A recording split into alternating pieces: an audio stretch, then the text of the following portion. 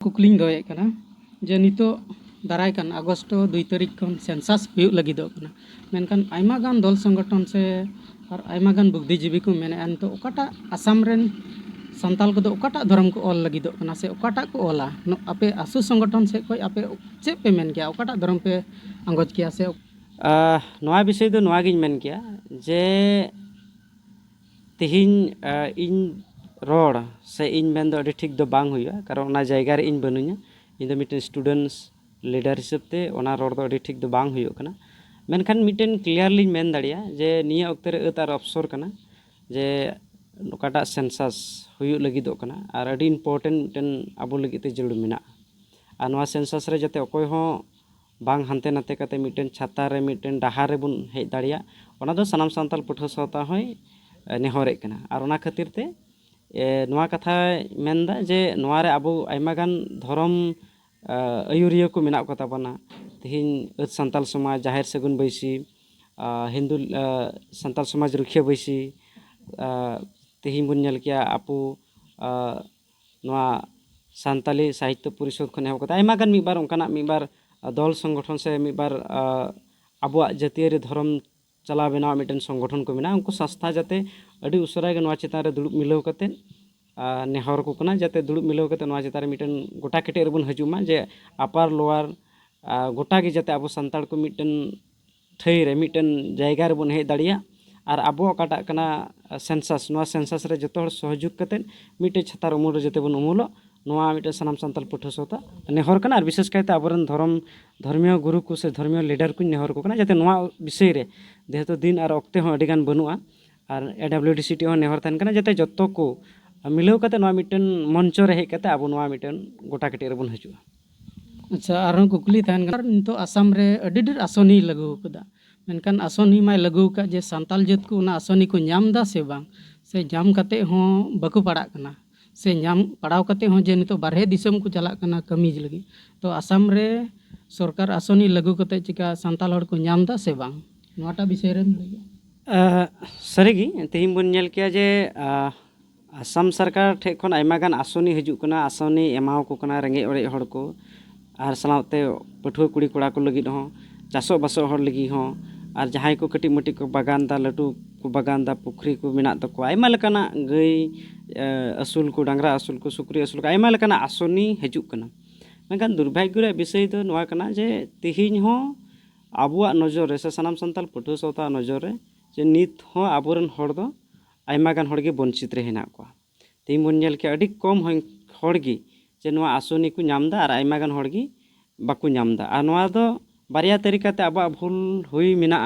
मिटे दो होइना गवर्नमेंट आबोरन हड़ ओंकान को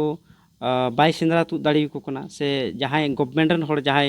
मेना को उनको हड़ आबोरन हड़ बडाय तुलु जान बुझ कते के से बडाय तुलु गे उनको हड़ को वंचित को मिटन आबो ठे उदाहरण मेना और ओंका लकाते आबोरन हो ओना धारा ते को वंचित कना दोसर कथा ते होइना जे जहां हड़ आको नाम लेग मान हड़ कना को उनको हड़ नित हो आयमा गान कागज पत्र खय साइड रे हेना को तीन बन नेल के आयमा गान अक्ते रे बडाय कना जहां मिटे गिद्रे पढ़ा अक्ते रे उनी गिद्रे आधार कार्ड बांग तहना उनी गिद्रे बर्थ सर्टिफिकेट बांग तहना उनी गिद्रे इंगा तपाता उनकाना कागज बांग तहना और जार खातिर ते आयमा गान घरज रे उनकाना मुश्किल हजू कना सनाम साता पठो सता नवा चलावेन दिन करे कमी कान गिया से कमी रे आयमा लकाना एटकेटोले रे पड़ा कना मेनखान नेतो काटा आसनी रे कथाम कुली किदी नवा आसनी दो जे बारिया धाराते भूल हुयु कना आबोरन हड़ हो उनकान कागज पत्र बको एम दाड़िया कना प्रॉपर समय रे और ओना खातिर ते आसनी खय को वंचित कना दोसर कथा दो होइना गवर्नमेंट रन हड़ हो आबोरन हड़ ओना बनाव को रिया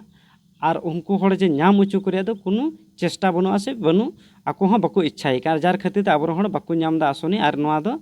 जार खातिर ते आबोरन आयमा गान कुड़ी कोड़ा को बारहे दिसम को चला कना और ओंडे चलाव कता आयमा लकाना एटकेटोले को पड़ा कना और आसिन दोहय दा जहां को चलाव कना जाते उनको हड़ मज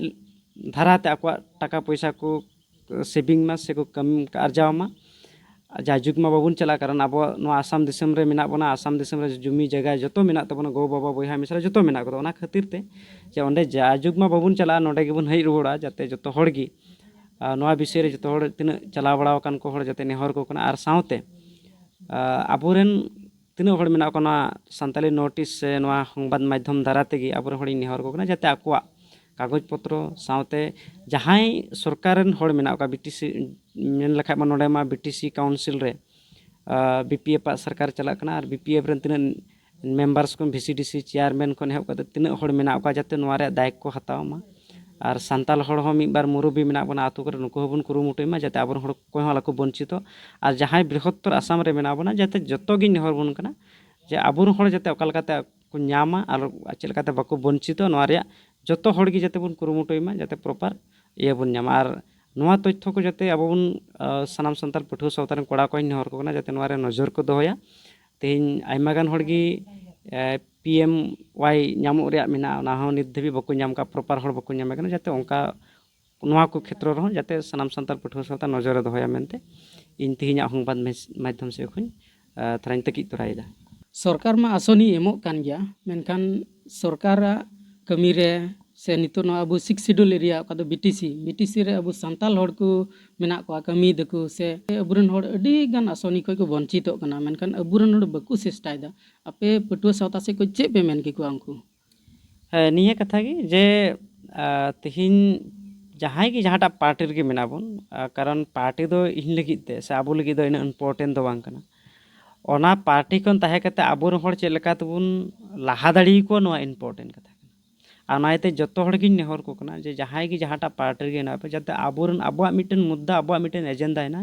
जे जहाटा पार्टी खन गे जहां लेकाना आसनी गे हिजु जाते आबोरन हड़ से सांताल हपन को जाते आलो को वंचित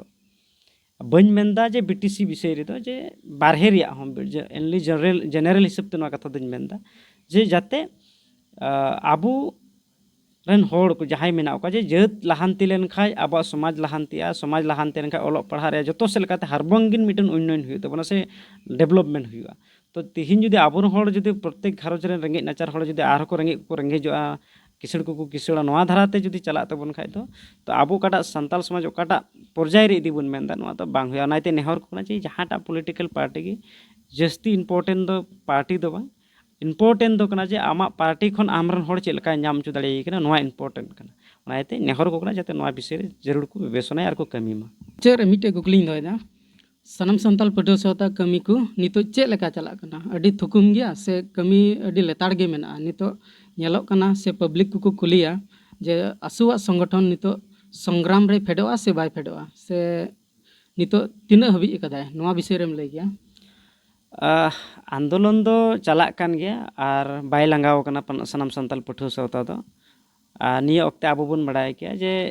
आबुरेन तिना हड़ हपन को मेना बना उनको तो चासो तुले अडी जुड़ित तो मेना गया को और आबो नुकान हड़ होबन बांग कना विशेष कायते इᱧ मेन किया जे उनकाना घरज खन हो बनु냐 जे इन 24 घंटा टाइम इन एम दड़िया कारण इन हो कारबा उनकारे मिटन चासो घरज रेन हड़ कान गे से हपन कान गया और उनका लकाते तिना सनाम संताल पटुआ सावतारे मेना को उनको चासो तुले गी उनका संपर्क मेना से जुड़ित मेना को और नाइते नितो चासो सीजन कानते मी महीना दो समय एमाव कना आसुरन कोड़ा को से जतो पब्लिक की राइज को गी जे नितो दो आबो चास लेखाय बन आबो हयतो 11 मास आबो बन कमी दाड़िया मी बछर बन मी चांदो बन चास लेखान चास रे टाइम बन वेस्ट केदा मेनखान आबो 11 मास आबो नि सार्थ मने से एकदम आबो खुशी मने लेका बन कमी दाड़ा ओना खातिर ते चासो लगित ते तिहिन समय एम का को आर आसु दो बाय जिरेव कना बाय लांगाव कना हमेशा सांताल जता अधिकार लगी सांताल जता लाहांती खातिर ते उनी आया आवाज अगू का हापेन दिन आवाज आ तेहिन बन बड़ाय किया जे आसु ओकाटा मुद्दा मेना माड़ांग रे शेड्यूलिंग रे मीटर हेना तीन शेड्यूलिंग रे 3 धबी आसाम रे सांताल को काटा दो शेड्यूलिंग बाकू न्यामा उन दिन धबी नोआ लड़ावना तहन गया साव सलाते आबो बन बड़ाय किया जे तिहिन ओकाटा दो चाय जनगोष्ठी मेनते आबो सर्टिफिकेट बन नामे कना आयमा गान हड़गी मंडल ऑफिस रे चलाव कते आको हासा रे कमी कसनी आयमा गान एटकेटोणे एमे कान तको नोआ सर्टिफिकेट चलकाते सांताल हिसाब ते बन क्लियर दाड़िया और गवर्नमेंट बन प्रेशर दाड़िया नोआ विषय ते आवाज में मेना गया तीन सांताली टीचर चलकाते बन नाम को तीन चलकाते आबो ओना किताब पुथी को एमा बना साव संगे ते तीन बीटीसी टुठा रे से मी बार जायगा रे हासा विषय तो आयमा गान कफरिया हुयु कना तीन बन नेल किया जे आय बाबा नितुम रे मेना नित धबी माने ट्रांसफर बांग हुई किना और जार खातिर ते बांग हुई किना माने नुका अतिरिक्त पैसा पाते को जड़ कना से ओना ऑफिशियल व्यवहार रे जुड़ कना ओना खातिर ते आयमा गान हड़ के तिहिन aj babawa nyutum khon ayak nyutum re baku ucer dali kauda ar noa bisay re hon आंदोलन जरूर मेना तबना और सानाम सानताल पठो सौता नवा चिंता धाराते नवा हुदिस मुदिते हिजुग कना आरहों नवा कमी कसनी को रकाब लगे लगे गी नवा रे आंदोलन खूब तीव्रतर हुआ और नवा तीव्रतर आंदोलन रे तिहिन आयमा लेकाना अक्ते रे आयमा लेका बुन नेल केदा जे तिहिन बुन नेल किया जे आंदोलन दो कल हुड़ु रहोय से मी बार खातिर तो बांग तिहिन आबो बुन बड़ाय के ओकाटा दो करीगांव रे घटना ओना करीगांव रे घटना हो आबो लगित ते मिटन आयमा गान माने लटुवाना मिटन ये ताहे विषय ताहे कना जार खातिर ते तिहिन नोंडे ताहे टिके रे मिटन संग्राम ताहे कान तबुना से ओकाटा कथा तिहिन ओंडे को मेताबन कान जे बारहे को बुन हेई कना ओना जिनिस नोंडेन नोना कथा चेल कता आबो बुन मेन इ किया जे आंसर बुन एम दाले को संकाना कथा रोड एम दाले के जे आले दो नोंडेन को होड़ कना आर आबो ठे जे नोंडेन को होड़ कना बुन ना प्रॉपर आबा कागज पत्र हासा जमी जगह कान गया आबा प्रमाण दो आर ओनाइते तिहिन सानाम सानताल पठो सताई मेने कना जे थोड़ा नवा चिंता धाराते हजू और जरूर गी खूब उसरा गे नवा जनजातिकरण रे विषय साथे कास्ट सर्टिफिकेट रे विषय तिहिन जॉब रिजर्वेशन रे कथा मेना तिहिन 3% रिजर्वेशन अब टी ट्राइब कोठा खय को मा बन कना सानताल लेकाते चेल लेकाते अब कोटा बन नाम दाड़े किया नवा को विषय रे आयमा गान आंदोलन मेना और जरूर गी तिहिन बुन नेल किया जे भारत स्वाधीन कते तिहिन तिना बछर हुईना काटा तबन नेल किया प्राय आबो 78 इयर्स तिहिन बुन कुलाव किदा से हुयुक कना निया अक्ते रे मेनखान सानताल जात ची हो बाबुन नाम दाड़ी का नित धबे अडी दुख रे विषय कना नाइते तिहिन सानाम सानताल पठो सौता होय नेहर को कना जे वर्तमान समय रे हड़ को आयमा गान हड़ को आस छुट कान तबना जे नामाबुन से बांग एसटी कारण नोंका ता आयमा जेनेरेशन नेल ताबना आयमा गान हड़ को रेंगेजना आयमा गान हड़ घारोज रेन आंदोलन दो अकल सानाम सानताल पठो सौता बाय आंदोलन दो आयमा लका रूपता आयमा हड़ को आयमा संगठन को आंदोलन का मेनखान दुख रे विषय कना जे आयमा घारोज रे तिहिन हपन को गुड़ेन तकवा से को जीवी को आलाय केदा जेत खातिर ते आयमा गान घारोज रेन गी माने जुरी को आद का को तो तिहिन नवा को विषय कान गया जे नुकु मिटन ओकाटा को आवाज ले ओकाटा को एहब ले नवा मिटन जनजातिकरण से ओकाटा सानताल जेता लाहांती खातिर कहीं ना कहीं नवा मिटन संपर्क मेना आना खातिर ते सनाम सानताल पठो सताय मेने कना जे आबुरन होड़ आलो को आस छुटमा नित हो कारण आबु काटा सरकार बन बनाव का दिया नुई सरकार आबु खजना बन माय कना से नोंडे खन आयमा लकना आबु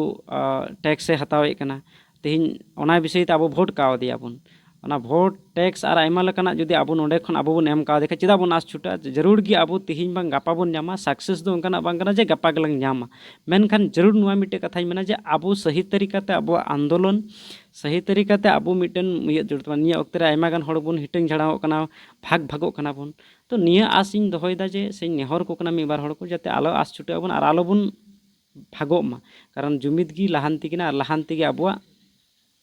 माने दाड़ी कान तबना तो ओनाइते इन नेहरा जे निया अक्ते रे जस्ती इम्पोर्टे कना जे जतो हड़ की जहाँटा जायगा रे मेना बन जे जेत कना जेत चेल लेकाते लाहा तेहिन इन बइन ताहे दाड़िया मेनखान नवा सेकेंड जेनेरेशन रे से सेकेंड इनरन गिदरे को जाते नोंकाना दिन जाते आलो को नेल नवा विषय रे जतो हड़ की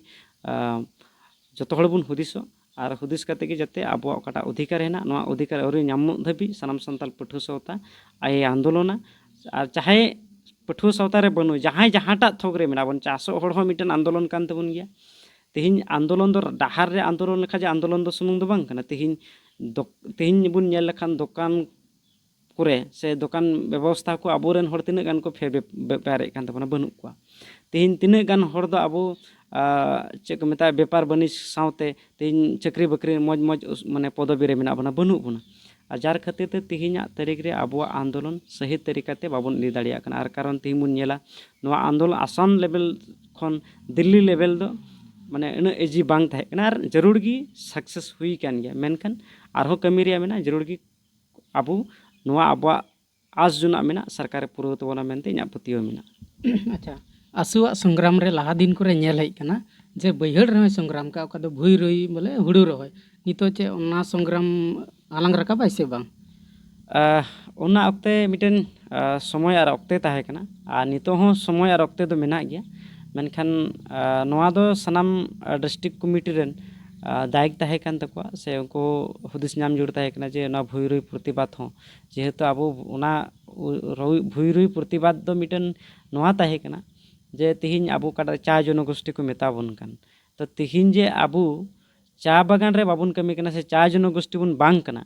और आबो जे निजस्व हासा जमी जगह मेना तबना और आबो जे तिहिन माने ओकाटा तो हुड़ू चाष मेना तबना आयमा लेकाना चाष आबाद ते आबो बन असुलोग कना घर दुआर चला कान तबना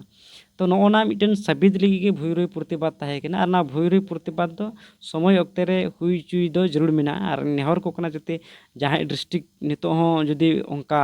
समय और अक्ते मेना गया जदी जहां को रेडी कान खाय ते अडी उसरा गे जते नोआ चितान रे को हुदिसमा और भुईरुई प्रतिबाद दो हुई जुड़ मेना कारण आबो गवर्नमेंट बड़ाई चुई जुड़ तबना जे आले दो आले जुमिर के आले दो मेना आले जुमिर आले चासो बासो कना आले दो टी ट्राइब ले बांग कना आले दो आतुरन होर कना आले दो